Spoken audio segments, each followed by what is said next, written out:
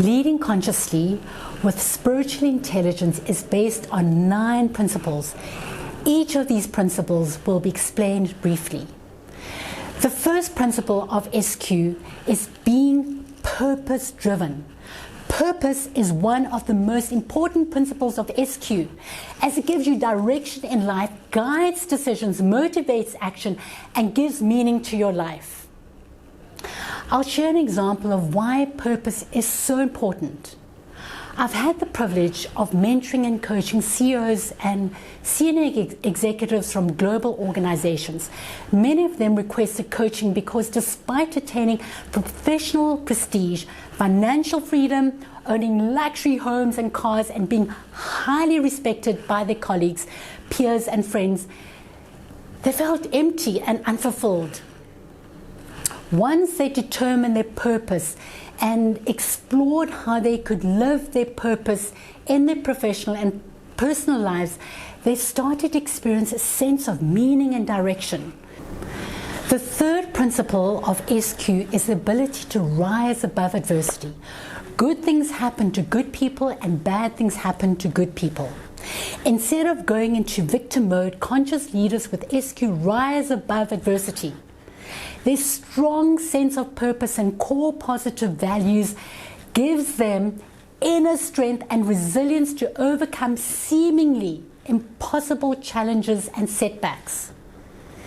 Nelson Mandela is probably one of the most famous people in the world who experienced horrific hardship, but managed to rise above adversity because he was driven by a clear purpose: eradicating apartheid. The fourth principle of SQ is transforming from the inside out. Someone will change only if they want to change. So no matter how hard you try to change someone, they won't change unless they want to. Do you know the joke? How many therapists does it take to change a light bulb? Only one. But the light bulb must really want to change. According to systems thinking theory, transforming yourself first has a ripple effect on others. Have you ever been in a relationship where your partner habitually comes home from work late? If not, imagine the scenario. Your partner promises to be home early but arrives an hour and a half later than expected. Feeling disrespected and unvalued, you are furious and shout at your partner for always being late and not caring about you. Your partner yells back that you're always nagging and you don't understand the pressure and stress he or she is under. Both of you are miserable and go to bed fuming. If you had transformed from the inside out in this scenario, you would have focused on changing yourself first instead of trying to change your partner. Instead of lashing out and jumping to conclusions about your partner not caring about you given his or her late arrival, you change your response to this scenario by empathizing and communicating clearly. You ask with genuine concern whether your partner's fine because you were worried something terrible might have happened to them. After empathizing and listening intently to their reasons for being late, you explain without making them feel guilty that you felt disrespected and unimportant, and in future would prefer it if they sent you a short text saying that they were running late. It is likely in this scenario that your partner will be more open to changing his or her behavior. You would have probably felt closer and deepened your relationship because you transformed from the inside out by challenging your behavior and responses to the situation. Mahatma Gandhi said, "Be the change that you want to see." Leadership from the inside out is based on the principle that if you want to change someone, you start by changing yourself. The fifth principle of SQ is being proactive. Conscious leaders with SQ are not reactive. They don't allow others or circumstance to determine the outcome of their lives. Instead, They are proactive by taking charge of and actively shaping the outcomes of situations. Here's an example.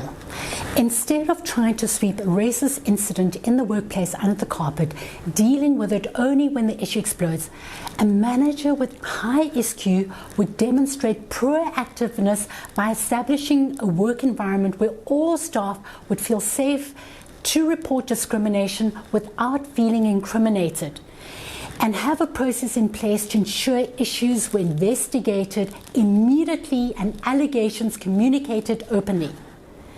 Action would be taken to address the problem. Conscious leaders with SQ who adopt a proactive approach are more likely to experience more positive outcomes to problems.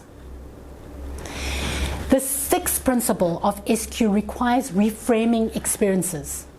Conscious leaders with SQ view a challenge or difficult situation from a half full instead of half empty perspective.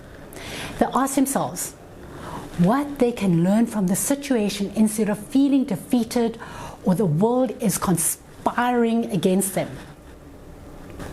I mentored someone who felt that her boss picked on her all the time. She felt undermined and belittled.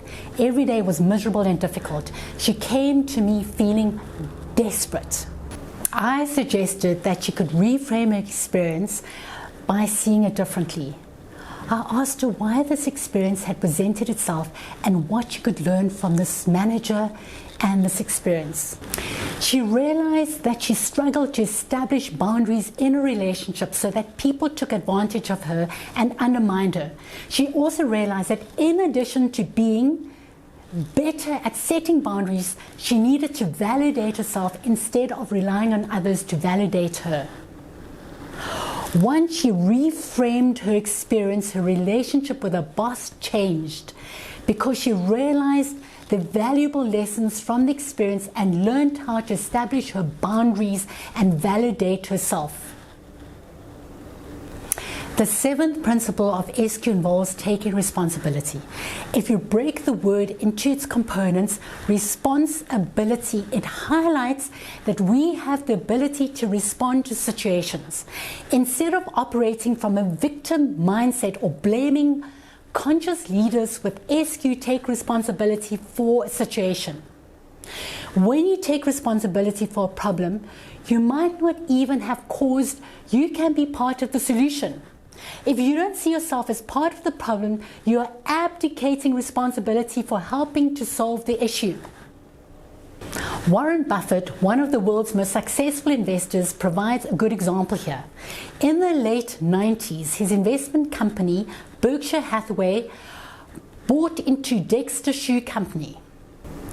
He later admitted to shareholders and staff that it was the worst investment decision that he had made and apologized. It would have been easy to blame the blunder on external factors, but he took full accountability for his actions. This admission earned the trust and respect of his investors. In time, Berkshire Hathaway's share price recovered and Buffett was deemed to be a leader with integrity and who could be trusted. The eighth principle of SQ requires standing up for your convictions. Conscious leaders with SQ operate with integrity, basing decisions on the core positive values. This might involve being unpopular and exposing behavior that lacks integrity. Note here that when your behavior is aligned to your beliefs, you stand in your power as you're operating with authenticity. There are many well-known and unsung South African heroes who stood up for their convictions. They all suffered and some died because of their firm stance against injustice. Archbishop Desmond Tutu is an example of someone who stood up for his convictions, calling for the end of apartheid. In spite of experiencing terrible hardships, his and his fellow comrades' efforts paid off. Archbishop Tutu won the Nobel Peace Prize in 1984 for his stand against injustice and promoting peace and justice. The dismantling of apartheid finally began in 1994. The ninth principle of SQ is authenticity. Conscious leaders with SQ operate authentically when they align their thoughts, words, and behavior. Living authentically enables you to build trust, respect, and meaningful relationships with others. Think of someone you think is a hypocrite. Why do you think that they are one? It's most likely because their actions, words, and thoughts are misaligned. When you experience this, you are unlikely to trust them. Someone who is authentic doesn't pretend and is true to themselves. Dwayne Johnson, known as The Rock, is highly respected for his authenticity. Even though he is a highly accomplished Hollywood actor, he remains down to earth, treats his fans warmly and with respect, and shares openly about the challenges he has had to overcome. People who are authentic foster trust, establish genuine connectedness, and earn the respect of others.